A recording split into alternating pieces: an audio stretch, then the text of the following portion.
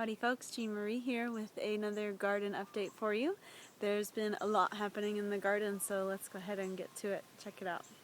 So here we are. It rained almost every day for the last month and a half. So yeah, we got a lot of water and we got a lot of growth. Everything looks fantastic. Let's check out everything individually. We planted pineapples down here that should bear fruit in about 2 or 3 years. They take a really long time. And then, move out of the way, we've got jicama. We've got the 2 that we started earlier, and then I soaked the seeds to get a better germination rate and got 4 more plants out of that. So those are doing well. Then above that we've got the arugula, which has already flowered because it's been quite hot as well. And I really should have tented a lot of the greens, putting a shade tent over them that filters the light and keeps them cooler, because as you can see with the mustard greens there and the arugula, and then we have lettuces up at the top that have really taken off under the heat, and now they're all bolting just several weeks in. So gonna have to start a new round there.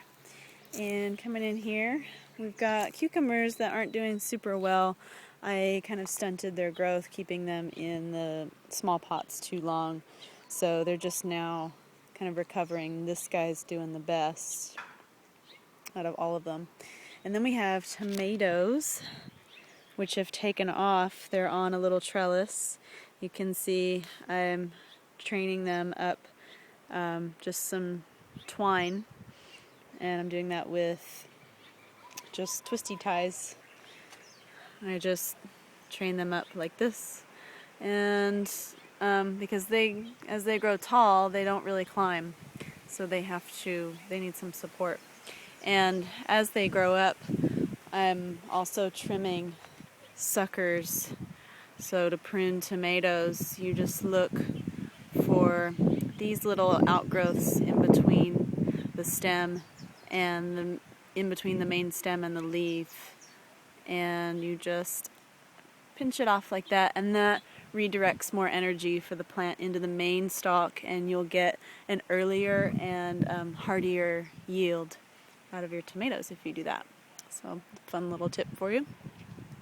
Then we've got eggplants, a whole row of them that are starting to show some real growth, which is fantastic. And we've also got beets that are starting to grow as well.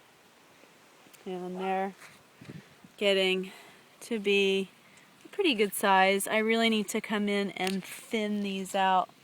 You can see, if you looked at the previous post on thinning the radishes, you can see how close together these guys are. I really have to thin them so that they can have greater potential to grow.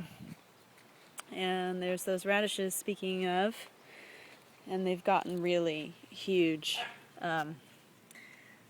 This is probably, I've had some radishes come out of here that are palm size.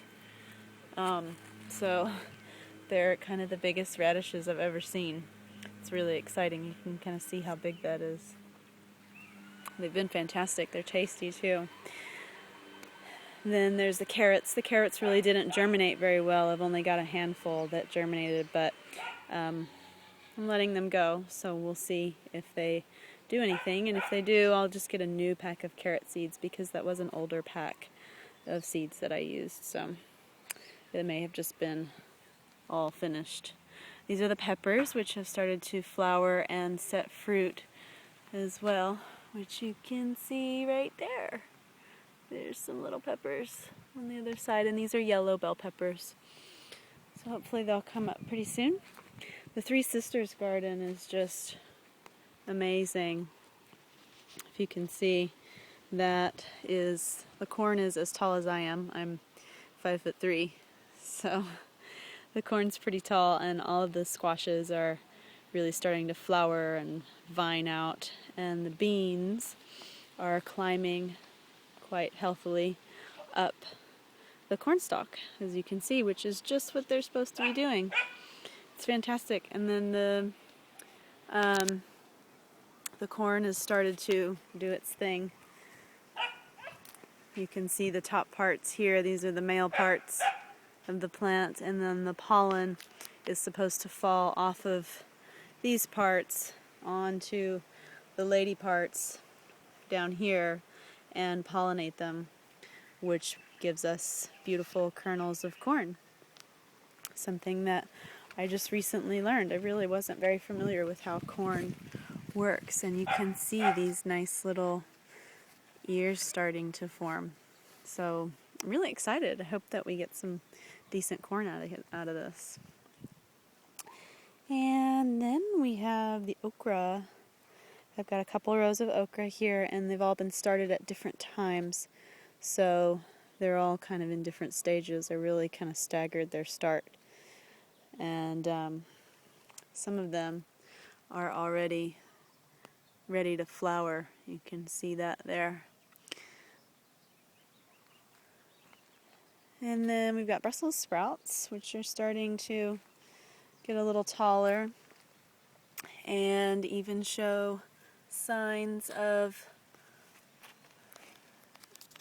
putting out the little sprouts. So the thing that we know as Brussels sprouts will come out in between the leaf and the main stem. Right here you can see the little bud starting. As they get taller, they'll start to bulk up and puff out and form what we all know and love as Brussels sprouts.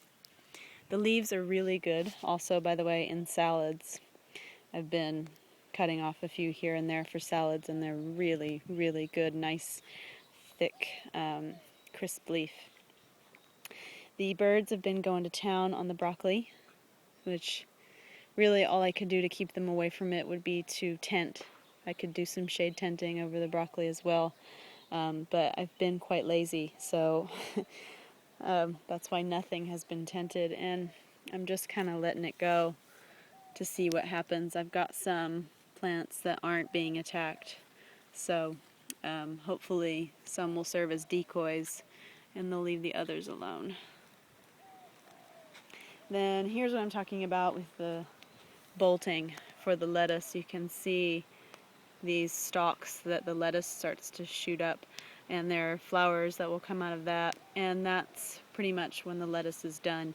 When it starts to bolt like that, the lettuce becomes kind of bitter. So I really need to cut all this back and start over with some shade tenting and not be so lazy. Then this is the kale, which has done fantastically. I really thought the kale would get eaten by birds more than anything, but I guess the broccoli is taking the brunt of that, and the kale has been really delicious. Also really delicious is the rainbow chard, which we have here, and these leaves are so huge. It takes one leaf to make a salad, and we haven't cooked them yet, but I'm sure we'll do that very soon as well. They're really delicious. So that's it from the garden for now. Thanks for stopping by.